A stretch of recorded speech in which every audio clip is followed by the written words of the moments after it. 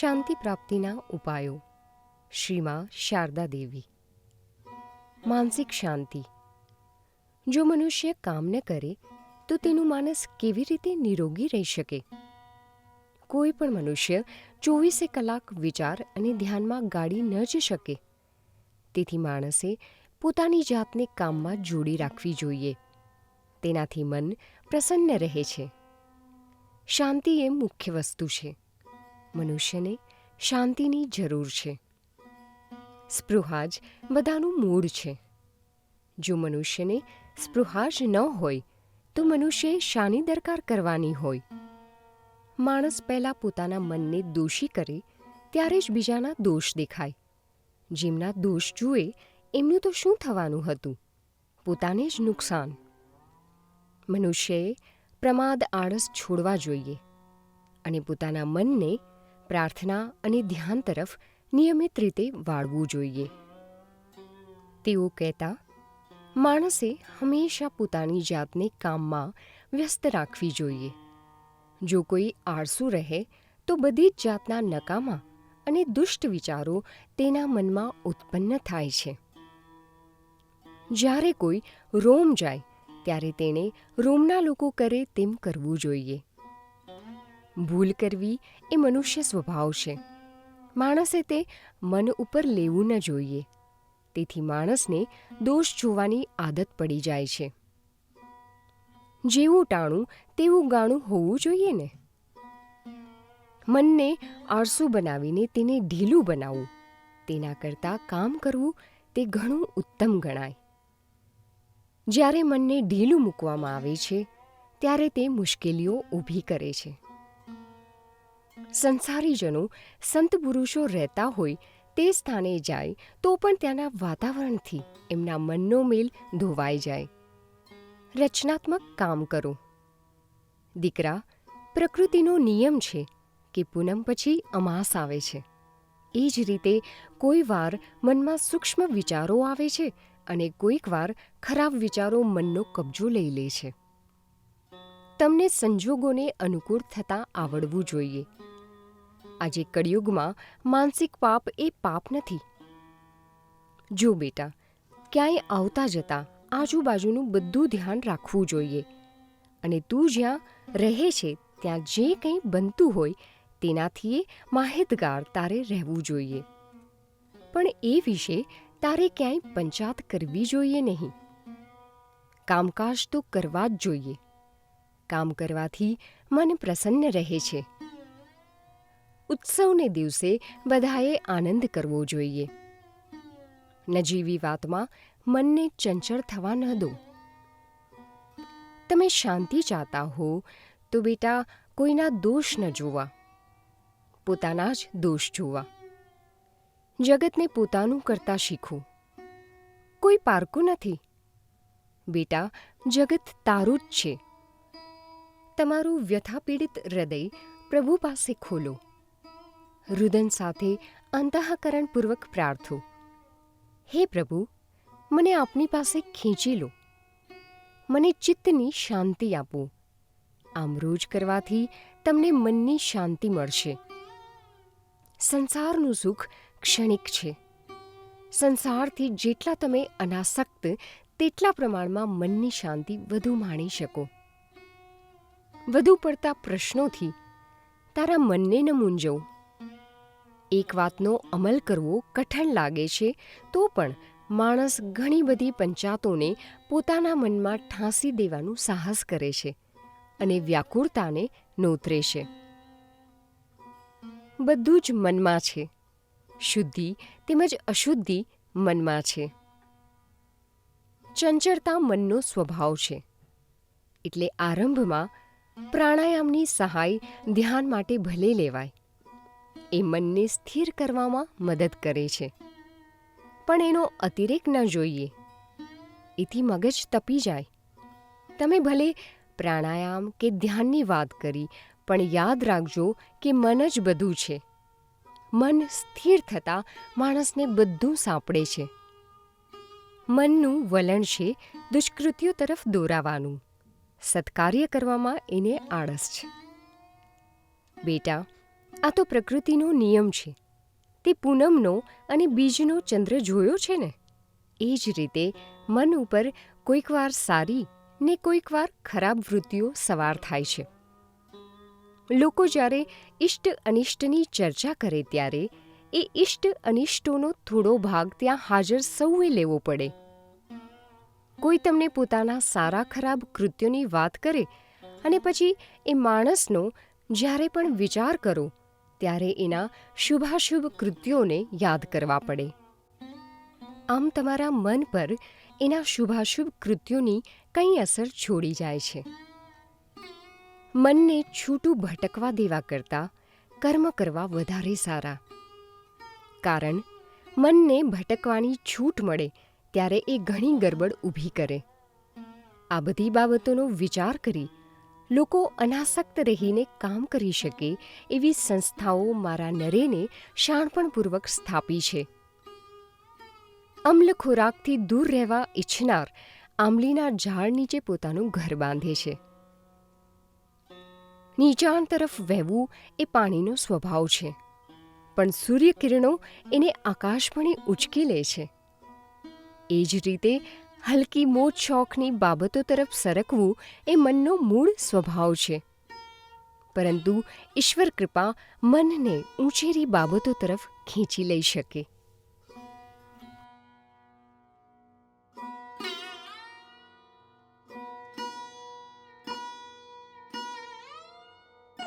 ગૃહસ્થ ધર્મ. ભાંગતા બધાને આવડે, પણ ઘડતા કેટલાને આવડે? નિંદા કરી બધા તેની મજાક ઉડાવી શકે, પણ કેટલા તેને સુધારી શકશે? માણસ માત્રમાં દુર્બળતા તો છે જ. માણસે શિસ્ત જાળવવી જોઈએ. એ સિવાય માણસ સારો કેવી રીતે બની શકે? વ્યક્તિએ કદી અપ્રિય એવું કડવું સત્ય બોલવું ન જોઈએ. મનુષ્યના સ્વભાવની ગણના થાય છે. બીજી વસ્તુઓની શી જરૂર છે? સારી આદતો નિભાવવાને જરા કૃતનિશ્ચયપણું જરૂરનું છે. જેમાં જે ચીજ ખપે તે કાઢી નાખવાથી ન ચાલે. મનુષ્યએ સમાજના મતને ધ્યાનમાં લેવો જોઈએ. આ જીવન તો ઈશ્વરની કૃપારૂપે પ્રાપ્ત થયું છે. મનુષ્યએ તેને પોતાનું સદભાગ્ય માનવું જોઈએ. માન મેળવવા માટેની યોગ્યતા પ્રાપ્ત કરવી જોઈએ. બાલ્યાવસ્થામાં કોઈ કંઈ સારી રીતે શીખે તે શું ભૂલે? કોઈનું 1000 વાર ભલું કર્યા પછી એકાદ વખત પણ જો તમે જરા દોષ કરશો તો તેને તુરંત જ ખોટું લાગશે. લોકો માત્ર દોષ જ જુએ છે. બીજાની લાગણી દુભાય એવા શબ્દો શું કદી કોઈએ ઉચ્ચારવા જોઈએ ખરા કે? સત્ય હોવા છતાં પણ અણગમતું સત્ય બોલવું જોઈએ નહીં. અને એક વખત મનુષ્ય બીજાની લાગણીનો ખ્યાલ કરવાનું બંધ કરી દે છે ત્યારે તે કોઈ જગ્યાએ અટકતો નથી. ઠાકુર કહેતા, જો તમારે લંગડા માણસને પૂછવું હોય કે તે કેવી રીતે લંગડો થયો, તો ત્યારે તમારે આ પ્રમાણે બોલવું જોઈએ: તમારા પગની આવી સ્થિતિ કેવી રીતે થઈ? દરેક વસ્તુનું યોગ્ય મહત્વ આંકી તેને માન આપવું જોઈએ. સાવરણીને જાડુને પણ થોડું માન આપવું જોઈએ. મનુષ્યએ ગમે તે પ્રકારે દુર્જનોને દૂર રાખવા જોઈએ. એક સ્થાને શાંતિ પ્રાપ્ત થતી હોય તો યાત્રા સ્થાનોએ જવાની શી જરૂર છે? ઠાકુર કહેતા, જેની પાસે પૈસા અને અનાજ હોય તે ગરીબોને આપે, જેની પાસે ન હોય તે ઈશ્વરનું નામ રટે. પરણેલો માણસ શું ગુણવાળું જીવન ન જીવી શકે? માણસ બધું મન દ્વારા જ પ્રાપ્ત કરે છે. ઠાકુર મને નહોતા પરણ્યા? મુશ્કેલીઓ ભોગવવા છતાં પણ જે ભગવાનને વળગી રહે તે અવશ્ય તેને પામે જ. જેમની આધ્યાત્મિક શક્તિ ઉચ્ચ કોટીની હોય તેઓ જ સાધુ થઈ શકે અને જાતને બધા બંધનોમાંથી મુક્ત કરી શકે. વળી કેટલાકનો જન્મ સંસાર માણવા માટે થયો હોય છે. ભોગ પીડા બધા ભોગવી લેવા સારા એમ કહું છું. ઠાકુરના સાથીઓની વાત જુદી હતી. જો બેટા, આપણે જેને ચાહતા હોઈએ એને કશું ખાવાનું દેતા પહેલાં ચાખીને દેવું ઠીક છે. યાત્રાએ જવું અને આફતોનો સામનો કરવાનું આવે, બહુ ભોળવાઈ ન જવું. ભટકવા કરતાં પોતાને ઘરે રહીને તું ખૂબ પ્રાપ્ત કરી શકીશ. તારા મન પર બધો આધાર છે. બધા પ્રત્યે ફરજ અદા કરો, પણ પ્રભુ સિવાય કોઈમાં પ્રીતિ ન રાખો. બીજાને ચાહવાથી અનેક ઉપાધિઓ આવે છે. ગૃહસ્થોએ બાહ્ય ત્યાગ કરવાની આવશ્યકતા નથી. એમનામાં આંતરિક ત્યાગ આપોઆપ પ્રગટ થશે. દરેકને એનો ભાગ આપવો જોઈએ. સ્થાનિક રીતે રિવાજોનું પાલન કરવું. ઠાકુર કહેતા, લોકોને જંતુ માનો, એટલે બધા લોકો નહીં.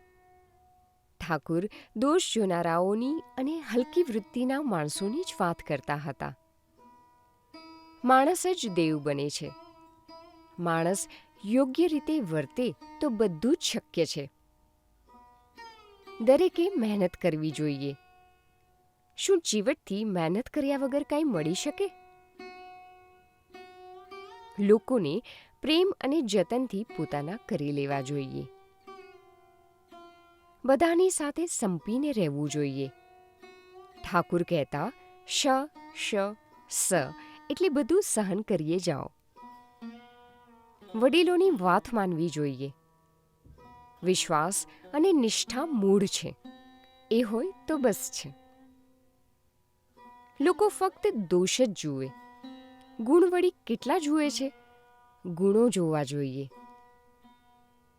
ઠાકુર કહેતા કે 1-2 બાળકો થયા પછી સંયમ પાળવો જોઈએ. ઇન્દ્રિય સંયમ બહુ જરૂરી છે. દીકરા, પૈસા ભેગા કરી રાખીશ તો તારો પોતાનો સંસાર સરળતાથી ચાલશે અને સાધુઓની પણ સેવા થઈ શકશે. ભૂલો આચરવી એ તો માનવનો મૂળ સ્વભાવ છે, પરંતુ ટીકા કરનારાઓમાંથી બહુ થોડા તેમને સુધારવાની કળા જાણે છે. બેટા, સહિષ્ણુતાનો ગુણ મોટો છે.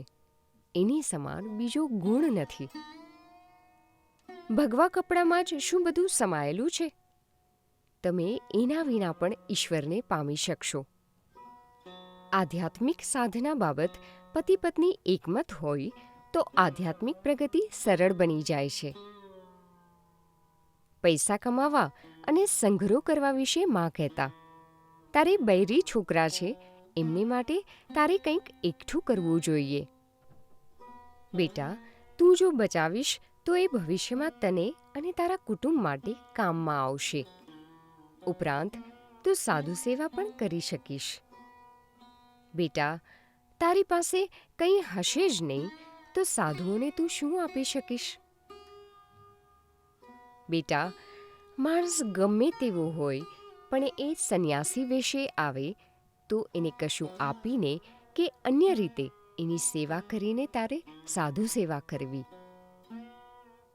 ગૃહસ્થોને સંસારની ફરજો વિશે માએ કહ્યું, ગૃહસ્થનું ઘર ભગવાનનું છે. માટે જે કંઈ કર્મમાં એણે તમને નાખ્યા હોય તે કર્મ પ્રભુ પર પૂર્ણ આધાર સાથે ઉત્તમ રીતે કરવું. ઉપાધિઓ અને આફતો આવે તો ઠાકુરને બોલાવો, એ તમને પાર ઉતારશે. બીજાઓની ટીકા કરનાર લોકો પૂરતી સંખ્યામાં છે. હું તેમ નહીં કરું તેથી દુનિયાનો કંઈ અંત આવી નહીં જાય. સૌએ સહનશીલ થવું જોઈએ. મનુષ્ય બીજાઓને આનંદ આપી શકે ત્યારે જ એના જીવનનો હેતુ સધાય છે. ગમે તે કામ કરો, તેમાં સૌનું સ્વમાન સચવાવવું જોઈએ. દરેકની સલાહ લઈ ચાલવું જોઈએ. ઈશ્વર સૌના પિતા અને માતા છે બેટા. તે જ માનવના માતા પિતાનું સ્વરૂપ ધારણ કરે છે.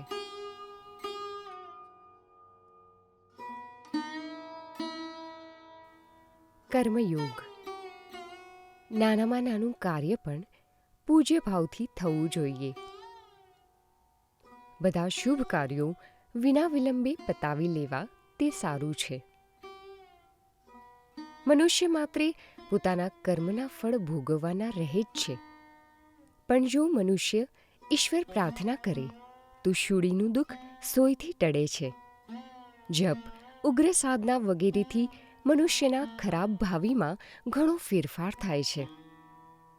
ગમે તેમ તોય સારી વસ્તુ કરવી તે તો સારું જ છે ને. સારાનું પરિણામ સારું અને ખરાબનું ખરાબ. જેમને ફરજ બજાવવાની હોય છે તેઓ ખાસ નિયમો પાડી શકે નહીં. પ્રાર્થના અને ધ્યાન અથવા યાત્રા કે પૈસો કમાવવો, આ બધું મનુષ્યના જીવનના પૂર્વાર્ધમાં હોવું ઘટે. મનુષ્યએ બધો સમય કામ કરવું જોઈએ. કામ તો શરીર અને મન બંનેને તંદુરસ્ત રાખે છે. કામકાજ કરવા તો જોઈએ જ. કર્મ કરતાં કરતાં જ કર્મના બંધન કપાતા જાય. ત્યારે નિષ્કામ ભાવ આવે. એક ક્ષણ પણ કામ વગર રહેવું ઠીક નથી. માણસે સારા અને નરસા વચ્ચેનો ભેદ પારખવો જોઈએ અને ઈશ્વર માટે સખત કામ કરવું જોઈએ. માણસ પાસે એ બધું જ કરાવે છે એ સાચું છે, પણ માણસ પાસે એ સમજણ છે? અહંકારથી ભર્યો હોય એ માને છે કે પોતે બધાનો કર્તા છે અને ભગવાન ઉપર આધાર રાખવાની જરૂર નથી. ઈશ્વર પર આધાર રાખનારનું એ બધા ભયથી રક્ષણ કરે છે. કોઈ પણ ભોગે આપણું ધ્યેય આપણે પાર પાડવું જોઈએ. જો બેટા, જે કામ નિર્ધાર્યું હોય તે પહેલાં કરવું. બધા માણસો એક જ હેતુ માટે જન્મતા નથી. માણસને કશું ઉદ્દાત પ્રાપ્ત કરવું હોય તો એને નિષ્ઠાપૂર્વક મહેનત કરવી જોઈએ અને દ્રઢ નિશ્ચયી બનવું જોઈએ. સમય અને સંજોગો પ્રમાણે બધું કરવું જોઈએ. કામ કર્યા વગર કંઈ મન સારું રહે? જેને કહેવું હોય તે કહે, પણ ઠાકુરને યાદ કરીને જે કામ હિતકર સમજો તે જ કરજો. બેટા, જગતના દુઃખ પીડા દૂર કરવા કાર્યરત રહો. ઉત્તેજનાની ઘડીએ મોટા કામ કરનારા ઘણા હોય છે, પણ પોતાના કર્તવ્યની ઝીણામાં ઝીણી બાબતમાં રસ દેખાડે અને સાવધાની બતાવે તેના પરથી માણસની સાચી ઓળખ મળે છે. બધા સારા કામમાં ફતેહ માટે ખંત અને દ્રઢતા જરૂરી છે. બેટા, પ્રવૃત્તિશીલ રહેવું સારું છે. લોકોએ સાવધાનીથી જીવવું જોઈએ. દરેક કર્મ ફળ પેદા કરે છે. બીજાઓ પ્રત્યે આકરા શબ્દો વાપરવા કે એમની પીડા માટે જવાબદાર બનવું તે યોગ્ય નથી. સંસારીજનોના મતાનુસાર અશુભ કાળે પવિત્ર તીર્થક્ષેત્રે ન જવાય. આ રીતે સમયની પ્રતિકૂળતાને ધ્યાનમાં લઈ માણસ એ પવિત્ર વિચારને મોકૂફ જ રાખી દે. પણ મૃત્યુ કોઈ ભેદ રાખતું નથી. મોત ક્યારે આવવાનું છે તે કોઈ પણ જાણતું નથી. એટલે શુભ ઘડીની વાટ જોયા વિના તક મળે ત્યારે મંગળ કાર્ય કરી જ લેવું. નદી ઘાટે નાહવા જાઓ ત્યારે ઘાટ ઉપર મેલું કે કચરો પડેલો હોય તો પાણી રેડીને તે સાફ કરી નાખો. એથી બીજા માણસોને જે સુખ સગવડ થશે તેનું પુણ્ય તમને મળશે. વ્યવહારુ આધ્યાત્મિકતા. સંસારના કામકાજની વચ્ચે પણ સાધના માટે સમય કાઢવો જોઈએ. ભગવાનમાં ભક્તિ એ જ અસલ વસ્તુ છે. જપ તપ કરવાથી કર્મના બંધનો કાપી શકાય, પણ પ્રેમ અને ભક્તિ સિવાય ભગવાન ન મળે. જપ તપ એ શું છે જાણો છો? એનાથી ઇન્દ્રિયોનો પ્રભાવ ઘટી જાય. સમયસર આળસનો ત્યાગ કરીને જપ ધ્યાન કરવા જોઈએ. જપ ધ્યાન, પ્રાર્થના વગેરેની તો ખાસ જરૂર છે. ઓછામાં ઓછા સવાર સાંજ તો તે કરવા બેસવું જ જોઈએ. એ જાણે હોળીનું સુકાન છે. સાંજના બેસો તો આખા દિવસમાં સારા નરસા શા કામ કર્યા એનો વિચાર આવે. પછી આગલે દિવસે મનની કેવી સ્થિતિ હતી એની સાથે આજની મનની સ્થિતિની તુલના કરવી જોઈએ. જપના સમય માટે કોઈ વિધિ નિષેધ નથી, તો પણ સવાર સાંજનો વખત સારો ગણાય છે. સમય ગમે તે હોય, પણ જપ દરરોજ કરવા જોઈએ. કોઈ પણ દિવસ ખાલી ન જવા દેવો.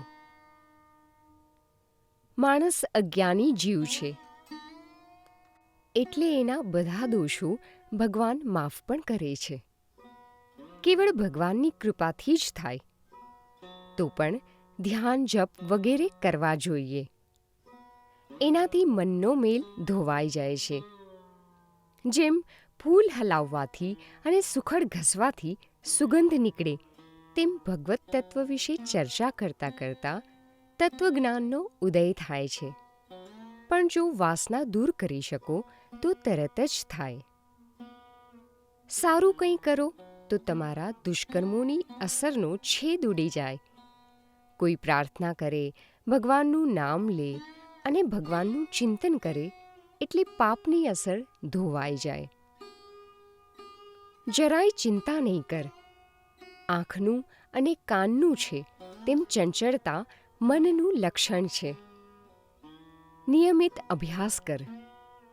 પ્રભુ નામ ઇન્દ્રિયો કરતાં વધારે શક્તિશાળી છે.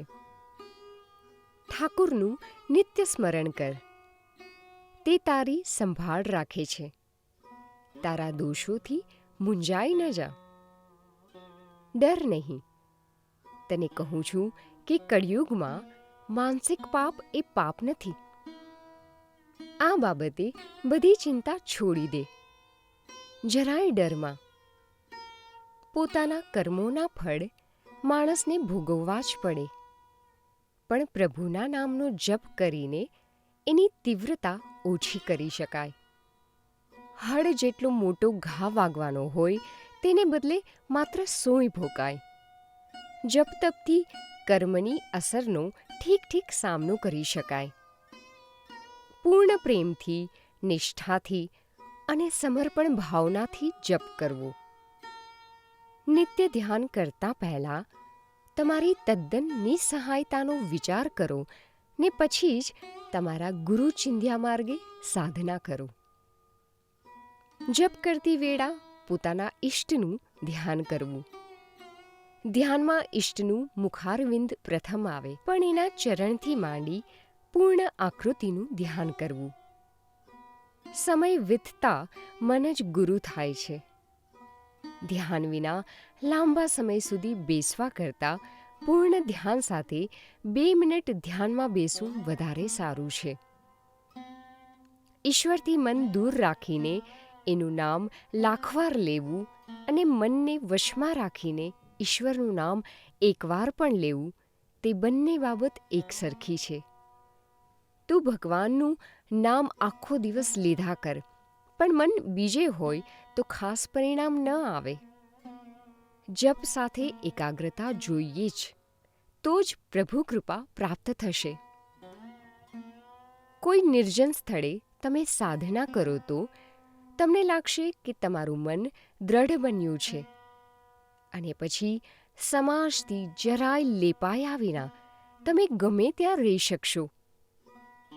છોડ નાજુક હોય ત્યારે એની આસપાસ વાડ કરવી જોઈએ. એ મોટો થાય ત્યારે ગાય બકરા એને કશું કરી શકે નહીં. નિર્જન સ્થળે સાધના કરવી જરૂરી છે. પ્રાર્થનાને ધ્યાન, યાત્રા કે પૈસા કમાવાનું જિંદગીના શરૂઆતના દિવસોમાં કરી લેવું જોઈએ.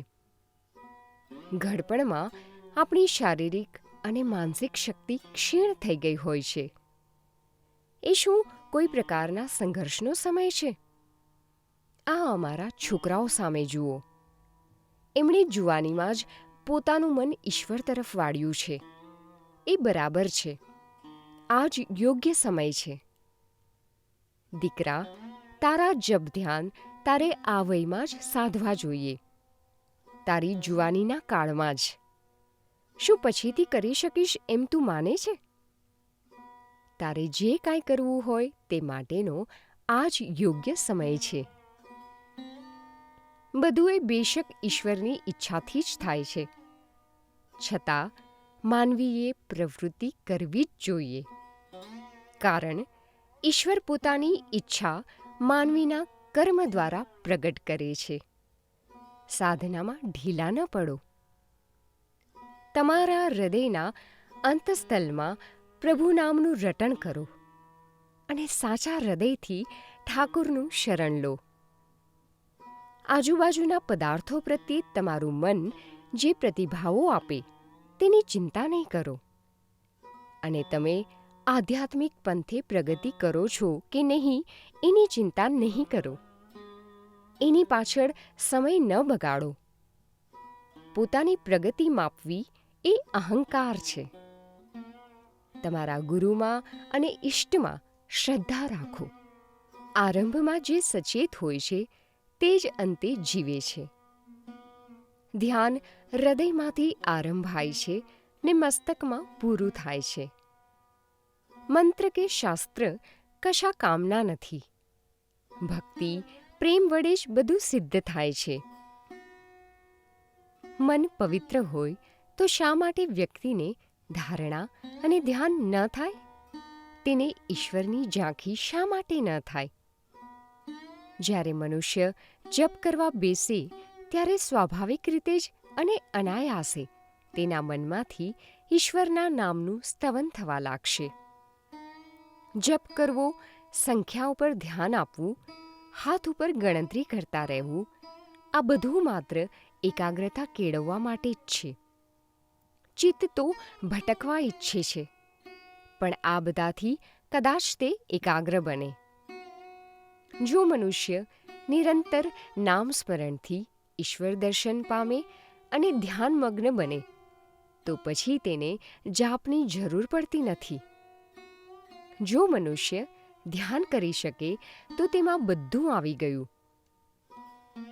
ચિત્ત તો ચંચળ છે જ, તેથી મનુષ્યએ શરૂઆતમાં તો થોડા સમય માટે પોતાના શ્વાસને અંકુશમાં રાખવું અને ધ્યાન કરવાનો પ્રયત્ન કરવો. તે ચિત્ત શાંતિ માટે મદદરૂપ બને છે, પણ મનુષ્યએ આ પ્રમાણે હદ ઉપરાંત ન કરવું. તેનાથી મગજમાં ગરમી ચડે છે. ઈશ્વરનો સાક્ષાત્કાર થવો અથવા તો ધ્યાન, આ બધું મન ઉપર આધારિત છે. એકાગ્ર બનો એટલે બધું પસાર થઈ જશે. અરે મારા બાળકો, શરણાગતિ સ્વીકારો. માત્ર શરણાગતિ સ્વીકારો, પછી જ માત્ર તે કૃપાથી રસ્તો સાફ કરશે. ઉપાસનામાં આવતી અનેક અડચણો બહારની નથી હોતી, અંદરની હોય છે. ધ્યાનની વૃત્તિ જાગે તો સારું, ન જાગે તો જોરું જુલમથી ધ્યાન કરવું નહીં. મંત્ર જાપથી માનવી સમત્વ, ત્યાગ અને સંન્યાસ પ્રાપ્ત કરે છે. જપના અભ્યાસ દ્વારા માણસ શ્રેષ્ઠ ધ્યેય પ્રાપ્ત કરી શકે છે. જપ સફળતા આપે જ છે. ધ્યાન કરો એટલે તમને ખાતરી થાય છે કે જે મારામાં છે તે તમારામાં પણ છે, અને નાનામાં નાના નજીવા માણસમાં પણ છે. ત્યારે જ તમારા મનમાં નમ્રતા જન્મ પામશે. દુઃખનું કારણ અને નિવારણ. બેટા, જો સાંભળ, આત્મા ગમે તેટલો મહાન હોય તો પણ જ્યારે તે મનુષ્ય શરીરને પ્રાપ્ત થાય છે ત્યારે તેણે બધા જ શારીરિક દુઃખો સહન કરવા પડે છે. ફેર માત્ર એટલું જ કે સામાન્ય લોકો અશ્રુઓ વહાવતા જાય છે, જ્યારે મહાન આત્મા હસતા હસતા જાય છે, જાણે કે મૃત્યુએ રમત હોય. ગરીબો અને દુઃખી લોકો સદભાગી છે. બેટા, મનુષ્યને પ્રેમ કરવો એટલે સહન કરવું માત્ર. જેઓ ઈશ્વરને ચાહે છે તેઓ જ ભાગ્યવાન છે અને તેમને જ દુઃખ નથી. ઈશ્વર જે પીડા અને દુઃખ મોકલે તેને પ્રેમપૂર્વક માથે ચડાવવા. એ જે ધારે છે તે જ થાય છે. અન્ન માટેની ચિંતા એટલી ભારે હોય છે કે બુદ્ધિશાળીને પણ મૂરખ બનાવી દે છે. લોકો તેમના દુઃખ અને શોક માટે ફરિયાદ કરે છે અને કહે છે કે તેઓ પ્રભુને કેટલીય પ્રાર્થનાઓ કરે છે, પરંતુ દુઃખમાંથી છુટકારો મળતો જ નથી.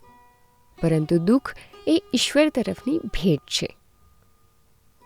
આ દુનિયામાં એવું કોણ છે જેને દુઃખ સહન કરવા ન પડ્યા હોય? સૃષ્ટિ પોતે જ દુઃખ પીડાથી સભર છે. પીડા ન હોય તો આનંદને કેવી રીતે જાણી સમજી શકાય? કોઈ પણ માણસ સદા દુઃખી હોઈ શકે નહીં. આ જગત પર કોઈ પણ વ્યક્તિએ બધા દિવસો દુઃખમાં પસાર કરવાના હોતા નથી. પ્રત્યેક કર્મનું પોતાનું ફળ હોય છે અને તે અનુસાર સૌને તક સાંપડે છે. માણસ પોતાના કર્મોના ફળ ભોગવે છે. એટલે આવી પીડા માટે બીજાનો વાંક કાઢવાને બદલે માનવીએ ભગવાનને પ્રાર્થના કરવી જોઈએ અને એની કૃપા પર બધું છોડી દઈ જે કંઈ વીતે તેને ધીરજથી અને શાંતિથી સહન કરવા કોશિશ કરવી. તું ડર નહીં. મનુષ્ય જન્મ પીડાથી ભરેલો છે અને ઈશ્વરનું નામ લેતા લેતા મનુષ્યએ એ સહન કરવાનું છે. દેહ મનના દુઃખમાંથી કોઈ પણ ભગવાન પણ છટકી શકે નહીં. મનુષ્યએ તિતિક્ષાથી બધું સહન કરવું જોઈએ. બધું કાર્યકારણ સંબંધથી વ્યક્તિના કર્મથી થાય છે. આ ભવના કર્મો ત્યાર પછીના બહુના કર્મો પર અસર કરે છે.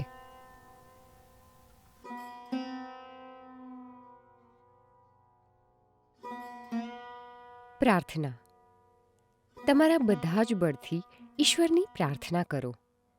માણસે કામ કરવું જોઈએ. કામ કર્યા વગર શું કાંઈ મેળવી શકાય? ઘર વ્યવહારની ફરજો અદા કરતાં કરતાં પણ માણસે પ્રાર્થના માટે સમય રાખવો જોઈએ. પૂર્વકર્મોનું ફળ દરેકે ભોગવવું જ પડે, પરંતુ પ્રભુ સ્મરણ આટલી સહાય કરે. પોતાનો પગ ભાંગવાને બદલે માણસને કાંટો લાગે. માણસની બુદ્ધિ કેટલી! પોતાને ખરેખર જરૂર હોય તેના કરતાં એ બીજું માંગે તેવો સંભવ પૂરો. અંતે એ શિવને બદલે વાંદરો સર્જે. ભગવાનનું શરણ લેવામાં શાણપણ છે. તમને જરૂરનું એ અવશ્ય આપશે. પરંતુ આપણે પ્રાર્થના તો ભક્તિ માટે અને કામનાના ત્યાગ માટે કરવી જોઈએ. કારણ આવી પ્રાર્થના કદી નુકસાન કરતી નથી. પ્રભુ તો વિશ્વવ્યાપી છે અને એને પ્રાર્થના કરવામાં આવે તો તેઓ કૃપા કરે જ છે. તમારે પ્રકાશ જોઈતો હોય કે તમારા માર્ગમાં કશી મુશ્કેલી કે શંકા ખડી થાય ત્યારે આંખમાં આંસુ સાથે ઈશ્વરને પ્રાર્થના કરો. ભગવાન તમારી બધી અપવિત્રતા દૂર કરશે, તમારી મનોવ્યથાનું શમન કરશે અને તમને પ્રકાશ આપશે. જેને પ્રાર્થનાની ટેવ પડી હશે તે બધી મુશ્કેલી સરળતાથી પાર કરી જશે અને જીવનમાં કસોટીની પળોમાં શાંત અને ધીર રહેશે. તારા વર્તનમાં, બોલમાં અને કાર્યમાં પ્રામાણિક રહે. તું કૃપાવંત બનીશ. ધરતીના સૌ પ્રાણીઓ ઉપર એની કૃપાવર્ષા થયા જ કરે છે. એ યાચવાની જરૂર નથી. નિષ્ઠાપૂર્વક ધ્યાન કર અને તને એની અનંત કૃપા સમજાશે. પ્રભુનિષ્ઠા સત્યપ્રિયતા અને પ્રેમ માંગે છે. બહારના શાબ્દિક ઉભરા એને સ્પર્શતા નથી.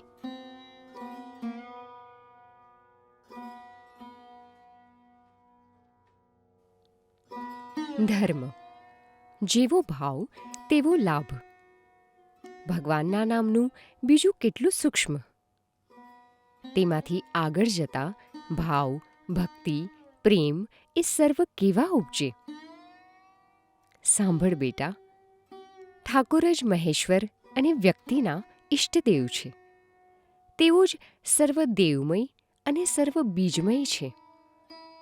તેમનામાં મનુષ્ય બધા જ દેવ અને દેવીઓની પૂજા કરી શકે. તમે તેમને કયા નામે સંબોધન કરો છો એ વાતનું બહુ મહત્વ નથી. મનુષ્યને ઈશ્વર મળે છે ત્યારે શું થાય છે? શું તેને બે શિંગડા ઉગે છે? ના, નહીં જ.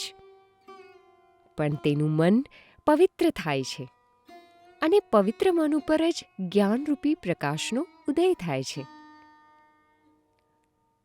અત્યંત બુદ્ધિમાન પુરુષો પણ દલીલ દ્વારા ઈશ્વરને પામી શક્યા નથી. શું ઈશ્વર એ દલીલનો વિષય છે? મંત્રો અને ક્રિયાકાંડની વિધિઓ કશું જ નથી. બેટા, ભક્તિ જ સર્વસ્વ છે.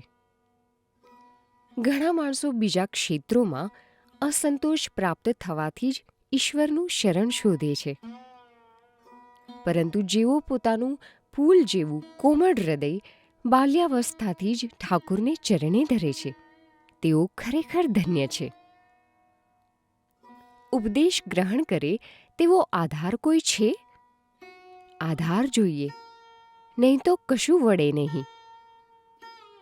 જે ક્ષણે ઈશ્વરની દયા થાય છે તે જ ક્ષણે તે આપે છે. તેની કૃપા જ બધું છે. દીકરા, શું થોથા વાંચી કોઈ શ્રદ્ધાવાન બની શકે છે? વધારે પડતું વાંચન ગૂંચવે છે. પૈસાદારે પોતાના પૈસા વડે પ્રભુની અને પ્રભુ ભક્તોની સેવા કરવી જોઈએ અને પ્રભુ નામ રટીને ગરીબોએ ઈશ્વર ભક્તિ કરવી. ભાન ભૂલેલી માનવજાતને પોતાનો પથ બતાવવા પૈગંબરો અને અવતારો જન્મે છે. જુદી જુદી પ્રકૃતિવાળા લોકોને તેઓ જુદું જુદું માર્ગદર્શન આપે છે. સત્યને પામવાના માર્ગો અનેક છે, એટલે આ બધા ઉપદેશોનું મૂલ્ય સાપેક્ષ છે. આધ્યાત્મિક જ્ઞાન ગ્રહણ કરી શકે તેવો સમર્થ શિષ્ય ક્યાં છે? સૌપ્રથમ પાત્રતા જોઈએ, નહીં તો ઉપદેશ નિષ્ફળ નીવડે. આ કળિયુગમાં તો ઈશ્વરને માત્ર દ્રઢ સત્ય દ્વારા જ મેળવી શકાય. આવું છે માણસનું જીવન. હમણાં છે ને જરા વારમાં નથી, કશું એ સાથે જાય નહીં. એકમાત્ર ધર્મ અને અધર્મ સાથે જાય. પાપ પુણ્ય જ મૃત્યુ પછી સંગાથ કરે.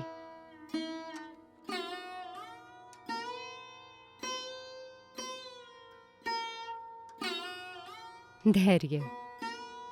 રાહ જોવાનું છોડી ન દો. લાંબો સમય પ્રાર્થના કરો. માણસે આટલા બધા ઉતાવળા ન બનવું જોઈએ. આટલી ચિંતા શી? બધું યથાસમયે પ્રાપ્ત થશે. નાળિયેરની ડાળ સમય થતાં પોતાની મેળે ખરી પડે છે, પણ સમય પાક્યા પહેલાં એને તોડવા માટે ખૂબ શ્રમ કરવો પડે છે. એ રીતે દરેક ચીજને એનો પોતાનો સમય હોય છે. સંતોષ સમી સમૃદ્ધિ નથી અને ધૈર્ય સમો ગુણ નથી. જો બેટા, તારે આફતનો સામનો કરવો જ ન પડે એવું નથી. આફતો હંમેશા આવતી રહે છે, પણ એ કાયમ રહેતી નથી. પુલ નીચેથી વહેતા પાણીની જેમ એ જતી રહે છે. બધાનો સમય હોય છે. નિરાશ થયા વિના પ્રાર્થના કરતો જ રહે. બધું એને સમયે થશે. જેને માટે તમે તલસાટ અનુભવશો તે તમને મળશે. પોતાના ભાગ્ય અને કર્મ અનુસાર સૌને તક સાંપડે છે.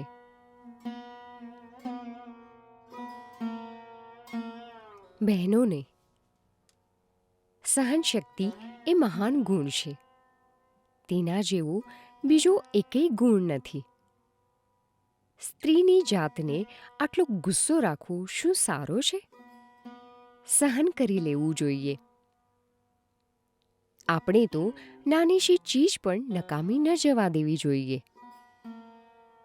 જે સાસુ પોતાની પુત્રવધુ પ્રત્યે ઘણી જ કડક છે, શું તે ડાપણ કહેવાય? મનુષ્યએ લગામ ઢીલી મૂકવી જોઈએ. બેટા, ધ્યાનમાં રાખો કે લજ્જા એ સ્ત્રીનું મોટામાં મોટું આભૂષણ છે.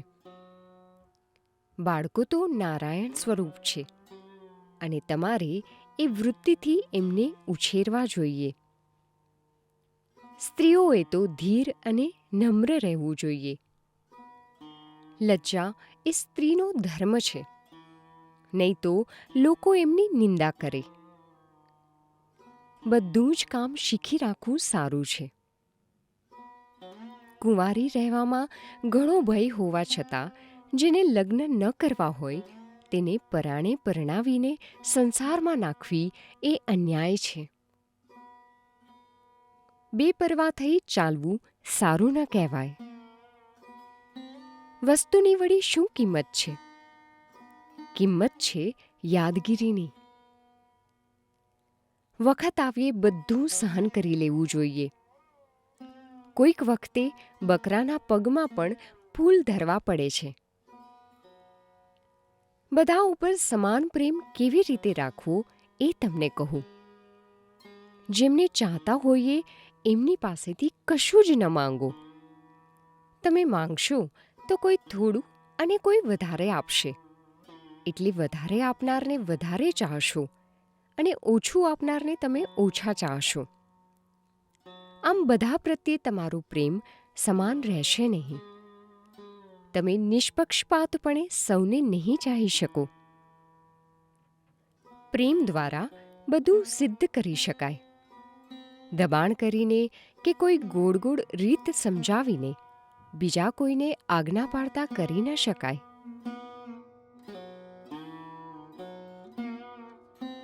આહાર અને સ્વાસ્થ્ય. તમે જે કંઈ ખાઓ તે તમારે પ્રથમ ઈશ્વરને અર્પણ કરવું જોઈએ. તમારે અપ્રસાદી અન્ન ન લેવું જોઈએ. તમે જે જાતનો ખોરાક લેશો તેવું તમારું લોહીનું બંધારણ થશે. જો તમે ઈશ્વર અર્પણ કરેલ ભોજન લેશો તો તમારું લોહી અને તમારું મન પવિત્ર બનશે. તમને શક્તિનો અનુભવ થશે. જો તમારું મન પવિત્ર રહેશે તો તમારી શ્રદ્ધા અને પ્રેમ પણ પવિત્ર બનશે. ઠાકુરે એક વાત ઉપર ખાસ ધ્યાન આપ્યું હતું. તેનો એક જ નિયમ હતો. મરણોત્તર ક્રિયાઓ સમયનું જમણ તેઓ કદી જમતા નહીં. તેનાથી મનુષ્યની ભક્તિને નુકસાન પહોંચે છે. તેમ તેઓ કહેતા, નહીતર તમારો ખોરાક માનસિક રીતે અર્પણ કરો અને જમો. જમવાનું આવે ત્યારે મનમાં કહો કે ઈશ્વરે જે આપ્યું છે તે જમું છું, તેમાં નુકસાન નથી. ભૂખનું દુઃખ કંઈ કમ છે? આખા દિવસના પરિશ્રમ બાદ જો કોઈ થોડી મીઠાઈ સાથે થોડું પાણી પીવે તો માણસને બહુ તાજગી લાગે. પછી જપ, ધ્યાન કે કોઈ પણ કાર્યમાં મન સહેલાઈથી પરોવાઈ જાય. ઠાકુર એક કહેવત ટાંકીને કહેતા, ખાવાનું ગરમ અને સૂવાની પથારી નરમ. બેટા, તું ખૂબ વ્રત વર્તોળા કરે છે. હવે એ ન કરીશ એમ તને કહું છું. તારું શરીર લાકડું થઈ ગયું છે. તારી તબિયત બગડી જશે તો તું સાધના શી રીતે કરી શકીશ? તેલના વપરાશથી શરીર ઠંડુ રહે છે. ઠાકુર મને કહેતા, રોજ થોડું ચાલવાનું રાખવું, નહીં તો તમારી તબિયત સારી નહીં રહે. સાબુદાણા ખાજે, એને લીધે શરીરમાં ઠંડક રહેશે. ખાઈ પીને શરીરને ઠંડુ રાખી પછી ભગવાનને પ્રાર્થના કરવી જોઈએ. પ્રસાદ હોય તો 5 વાર ખાવામાં પણ દોષ નહીં. પ્રસાદની તુલના સાધારણ ખોરાક સાથે ન થઈ શકે. જેનું જે ખાદ્ય હોય તેને તે આપવું જોઈએ. માણસ જે ખાય તે ગાયને ન આપવું જોઈએ. જે ગાય ખાય તે કૂતરાને ન આપવું જોઈએ. જે ગાય કે કૂતરા ન ખાય તે તળાવમાં ફેંકી દેવું, જેથી માછલીઓ ખાઈ શકે. પણ કોઈ વસ્તુનો બગાડ ન થવો જોઈએ. ઘૃણાથી પીરસાય તો જમનારને જમવામાં શું આનંદ આવે? બેટા, માણસે પોતાની તંદુરસ્તીની સંભાળ રાખવી જોઈએ. યોગાસનો વિશે માએ કહ્યું હતું, આસનો કરતાં પૂરા સચેત રહેવું સારું. લાંબો સમય એક કરતા રહો તો શરીર ઉપર ધ્યાન જાય ને એ છોડી દો તો તબિયત બગડે. એ માટે વિવેક વાપરવો.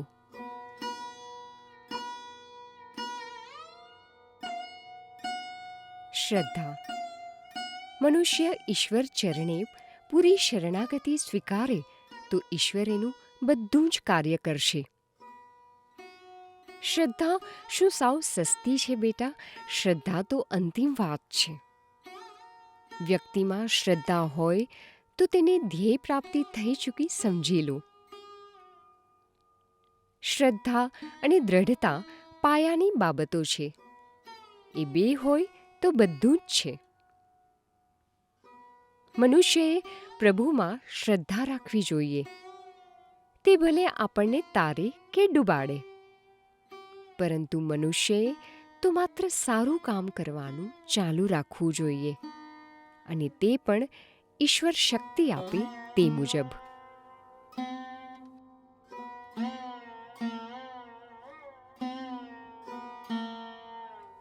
અભયવાણી. ઇહલોક અને પરલોકમાં ઠાકુર તમારી સંભાળ લેશે. તમે જે શોધ્યું છે તેને વળગી રહો. તમારી જાતને કહો, જો કે મારું બીજું કોઈ નથી, પણ મારે એક માં છે. ઠાકુર મને કહેતા, જે કોઈ ઈશ્વરનો વિચાર કરે છે તેઓને કદી જરૂરિયાત જણાતી નથી. તમને શંકાઓ થશે જ, પ્રશ્નો થશે, અને ફરી વિશ્વાસ પ્રાપ્ત થશે. તે પ્રમાણે જ વિશ્વાસ ઉત્પન્ન થાય છે. એકવાર પણ જેને ઠાકોરનું શરણ શોધ્યું છે તેને વધુ કાંઈ ચિંતા કરવાની જરૂર જ નથી. જો કોઈ તેને વારંવાર બોલાવે તો ઠાકોરને સહાનુભૂતિ પ્રગટે છે, અને તેથી ભક્તિભાવપૂર્ણ સ્નેહ મનુષ્યમાં પ્રગટે છે. આ સ્નેહ ખાતર સ્નેહ બધી જ આંખોથી છૂપો હોવો જોઈએ. બેટા, આ ધ્યાનમાં રાખ.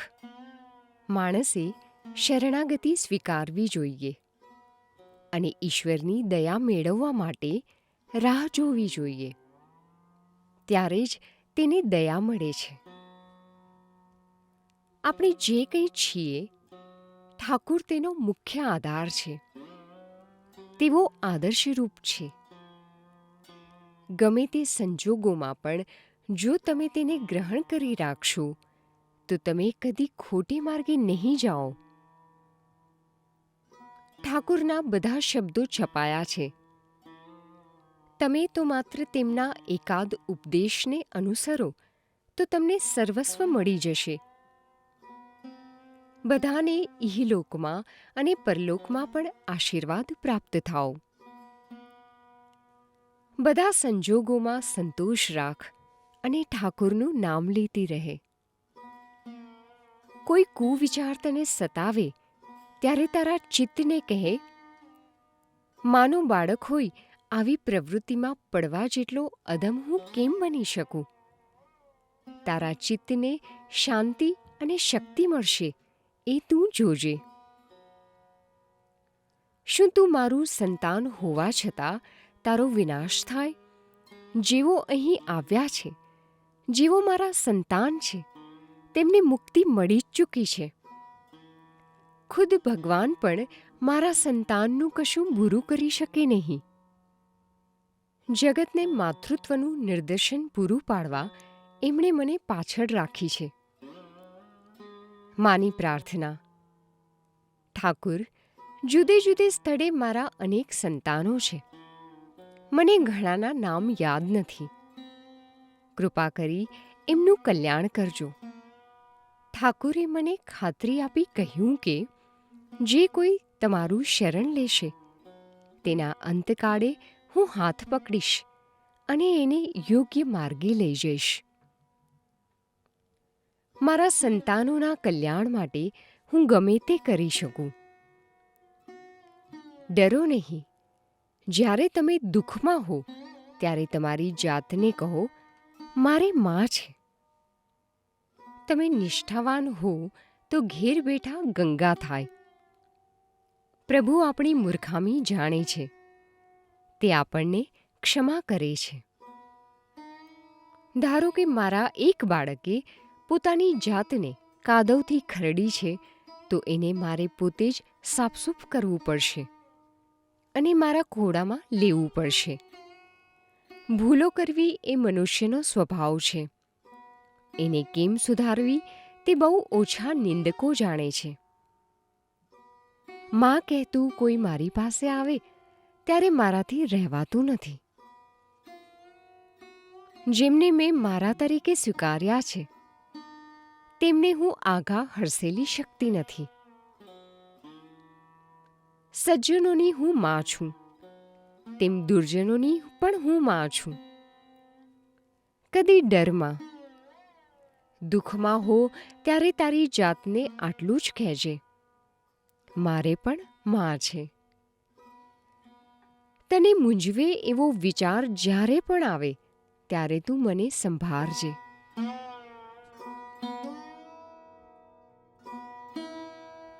માં, મારી મનની મૂંઝવણ દૂર કરો. પ્રશ્નોત્તરી.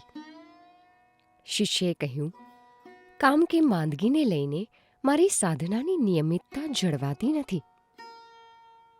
માએ કહ્યું, માંદગી આપણા હાથમાં નથી અને તું કામમાં જ ખરેખર બંધાયેલો રહેતો હો તો માત્ર ઈશ્વરને સ્મરી એને પગે લાગવાનું રાખ. શિષ્યએ પૂછ્યું, જપ ધ્યાન માટે કયો સમય ફાળવવો? માએ કહ્યું, દિવસ રાતના સંધિકાળે ઈશ્વરને સાદ કરવું તે સૌથી વિશેષ લાભદાયી છે. રાત જાય અને દિવસ ઉગે કે દિવસ જાય અને રાત પડે, આ સંધિકાળ છે. એ કાળે મન વિશુદ્ધ રહે છે. પ્રશ્ન. અમે રેલગાડીમાં કે આગબોટમાં પ્રવાસ કરતા હોઈએ ત્યારે જપ કેવી રીતે કરવા? માએ જવાબ આપ્યો, મનમાં કરવો. પછી એમણે આગળ કહ્યું, દીકરા, તારા હાથ અને હોઠ અટકી જશે અને તારું મન એકલું રટ્યા કરશે. આખરે તારું મન જ તારો ગુરુ થશે. પ્રશ્ન. શું ફોટામાં ઠાકુર સાક્ષાત બિરાજે છે? માએ કહ્યું, છાયા અને કાયા એક. છબી તો તેમની છાયા છે. પ્રશ્ન. શું તેઓ દરેક ફોટામાં પ્રત્યક્ષ હોય છે? માએ કહ્યું, હા. વારંવારની પ્રાર્થના બાદ તેમની હાજરી પામી શકાય છે. જગ્યા પવિત્ર થાય છે. પ્રશ્ન. જો સ્ત્રી પોતાના પતિ સાથે દલીલો અને ચર્ચા કરીને તેના પતિની ઈચ્છાનો કાંઈક અંશે વિરોધ કરીને આત્મસંયમનું જીવન જીવવાનો પ્રયત્ન કરે તો શું તે પાપ કહેવાય? માએ જવાબ આપ્યો, જો તે ઈશ્વરના માટે હોય તો તે પાપ ન કહેવાય. માણસોએ ઇન્દ્રિયોને તો કાબૂમાં રાખવી જ જોઈએ. શિષ્યએ કહ્યું, માં, અહીં હોઉં છું ત્યાં સુધી મને સારું લાગે છે. સંસારી વિચારો થોડા મૂંઝવે છે, પણ ઘેર પાછો જાઉં ત્યારે કેટલાક ખરાબ વિચારો મને સતાવે છે. અપવિત્ર સોબતીઓના સંગમાં ભળતા કુકર્મો આચરું છું. ગમે એટલો પ્રયાસ કરું છું, પણ કુવિચારોની પકડમાંથી છૂટતો નથી. માએ કહ્યું, આ બધાનું કારણ તારા આગલા ભવના સંસ્કાર છે. શું ચપટી વગાડતા કોઈ એમાંથી નીકળી શકે છે? સત્સંગ કરતો રહે, શુદ્ધ થવા યત્ન કર, અને ધીમે ધીમે બધું થઈ રહેશે. ઠાકુરને પ્રાર્થના કર, હું તારી સાથે જ છું. આ જન્મમાં જ તે મુક્તિ પ્રાપ્ત કરી લીધી છે એ સમજી લે. તું શા માટે ડરે છે? યોગ્ય સમયે ઠાકુર તારું બધું સંભાળી લેશે. શિષ્યએ કહ્યું, હું વિચારોને દૂર કરવા ઘણું મથું છું, પણ મને સફળતા નથી મળતી. ઉત્તર: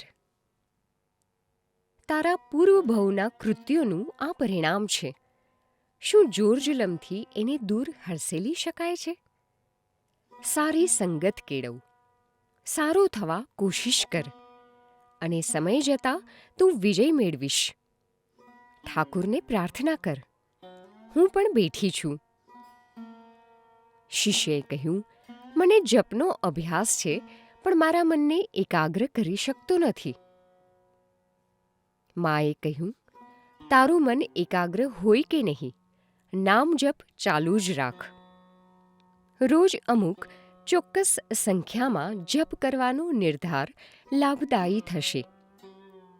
શિષ્યએ પૂછ્યું, આપણે પ્રભુનામ રટીએ છીએ ત્યારે આપણું મન એનામાં શા માટે લાગી જતું નથી? માએ કહ્યું, યોગ્ય સમયે એ પણ થશે. મન એકાગ્ર ન થાય તો પણ નામજપ છોડી ન દેવો. તારું કાર્ય તારે કરીએ જવું. વાયુ વગરને સ્થાને બળતી મીણબત્તીની જ્યોતની જેમ નામ રટણથી મન એના ધ્યેયે ચીટકશે. પવન જ જ્યોતને અસ્થિર કરે, એ જ રીતે આપણા મોજ શોખ અને આપણી તૃષ્ણાઓ આપણા મનને ડોલાવે. માએ કહ્યું, ઠાકુરે શ્રાદ્ધનું, મરણોત્તર ક્રિયાઓનું, અન્ન ખાવાની ચોખ્ખી ના પાડી હતી, કારણ કે એ માણસની ભક્તિને અસર કરે છે. આવી બધી ક્રિયાઓમાં નારાયણ ભલે હાજર હોય, ઠાકુરે આવું અન્ન ખાવા પર પ્રતિબંધ મૂક્યો હતો. શિષ્યએ પૂછ્યું, તો અમારા નજીકના સગાઓની મરણોત્તર ક્રિયાઓ વખતે અમારે શું કરવું? માએ કહ્યું, વારું, તમારા નજીકના સગાઓના પ્રસંગોને તમે કેમ ટાળી શકો? એને ટાળી શકાય જ નહીં.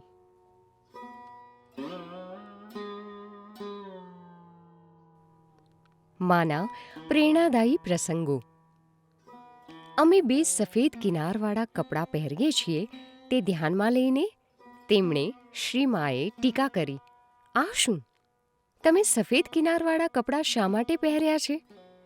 તમે યુવાન છો, તેથી રંગીન કિનારવાળા કપડાં પહેરો, નહીંતર મન વૃદ્ધ બની જશે. માણસનું મન હંમેશા તાજું હોવું જોઈએ. એક દિવસે સવારના લગભગ 9 કે 10 વાગ્યે શ્રીમાં સ્નાન કરવાની તૈયારી કરી રહ્યા હતા. આંગણામાં કોઈએ સફાઈ કરી લીધા બાદ સાવરણી એક બાજુ ખૂણામાં ફેંકી દીધી. આ જોઈને શ્રીમાં બોલી ઉઠ્યા, બેટા, કેવું વિચિત્ર! કામ પૂરું થયું અને તમે સાવરણીને બેદરકારીથી ફેંકી દીધી. તેને ધીમેથી લઈ સંભાળપૂર્વક મૂકવામાં લગભગ તેટલો જ સમય જાય છે. તે વસ્તુ નજીવી છે, માટે જ તેને શું તુચ્છ ગણવી? ફરી તમને તેની જરૂર નહીં પડે? વળી આ વસ્તુ પણ આપણા ઘર સંસારનો જ એક ભાગ બનેલી છે.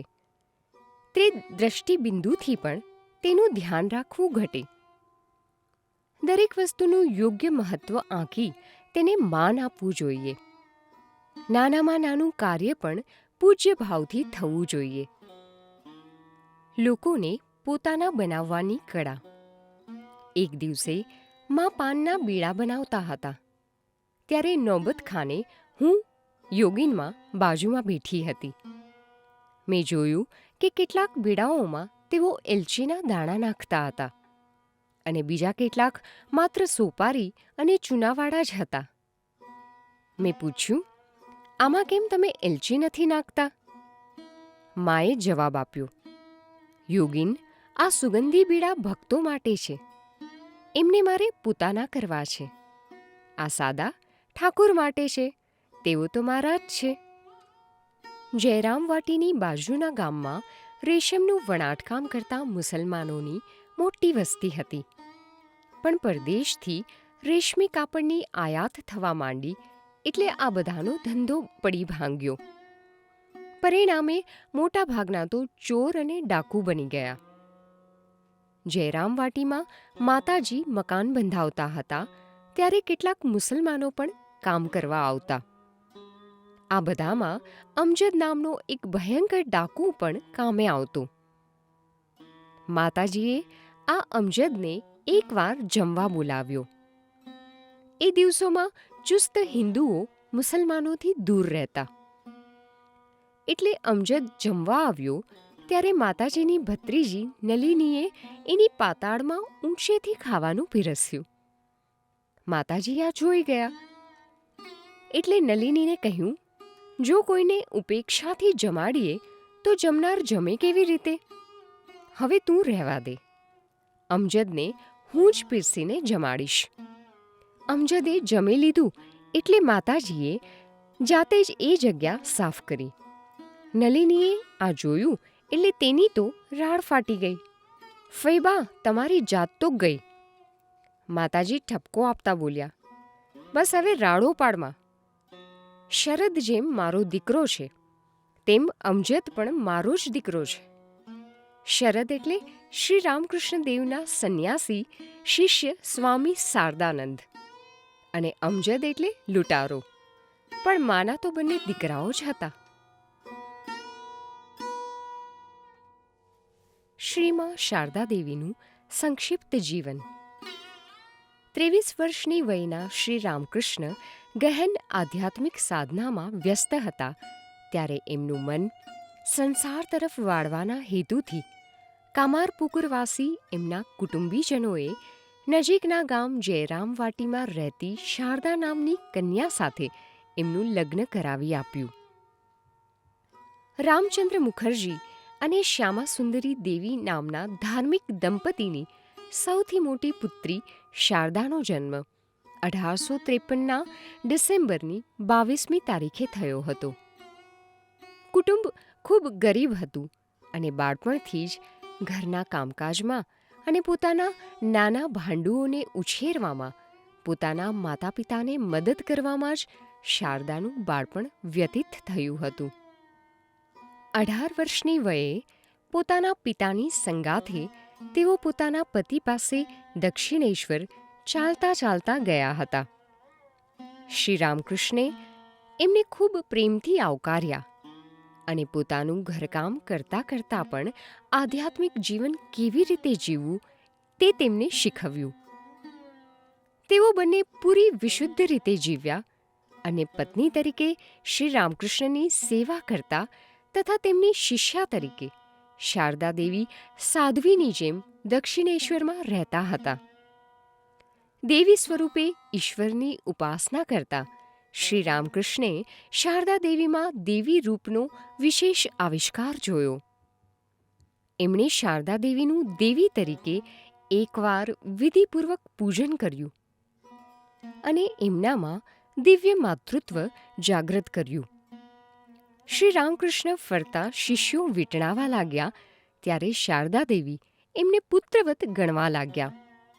શ્રી ઠાકુરની મહાસમાધિ પછી એમના શિષ્યોને એકત્રિત રાખવાનું કેન્દ્ર તેઓ બન્યા અને એ સૌ તેમને શ્રીમા તરીકે આદર આપવા લાગ્યા. વખત વીતતા તેઓ પોતે મહાન ગુરુ બન્યા અને એમની આસપાસ ઘણા શિષ્યો એકત્રિત થવા લાગ્યા. જગતજનનીની જ્યોતિર્મય ચેતનામાં એ સૌને સમાવી લેવા માટે એમનું માતૃહૃદય ખીલી ઉઠ્યું.